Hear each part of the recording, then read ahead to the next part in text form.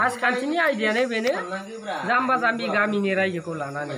जोंहा दा सिन्था खालामनो गोनां बाथ्राया बेसो जाहैदों दिनै नगेन भाइखौ TLCCनि मेम्बार होना दोनबा मा जानो बिथांखौ जुदि राजनितिका कुनु भेलु होआबा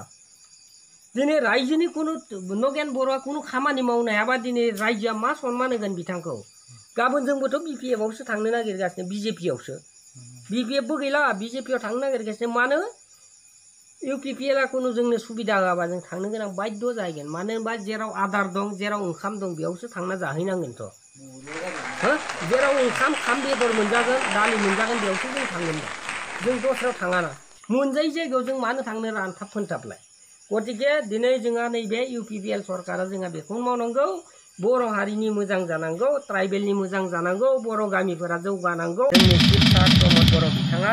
बर'नि जौगानाय बर'नि देरहानाय बर'नि माने जौगानायखौ माने बिथाङा मोगथाङाव जाफुंसार होनांगोन खामानि मावनांगोन गतिके जाय बिथांमोननो बिबान होदों फिसा फिसौ उन्दै उनलानो बिथांमोननो सुबिदाखौ होनांगोन मावनो होमबासो बिथांमोना मावनो हागोन दिनै बिथांमोना गामियाव बुंगोन मोनसे बैयाव जेबो मोनबोआबा हा फानना होगोन नामा बिथांमोना दिनै बै समाव जत' जि जा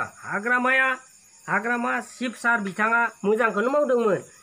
अखा हादों नै दा अखानि बोथोर साथा होदोंमोन कम्बल होदोंमोन मुस्रि होदोंमोन हाजाराव मोजां खालामदोंमोन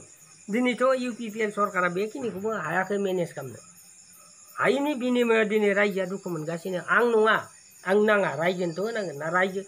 फिसा फिसौ जनहारानखौ हान्थि होनो हाबासो भट मोनगोन होमबासो जोंनि बर' रायजोआ देरहालांगोन।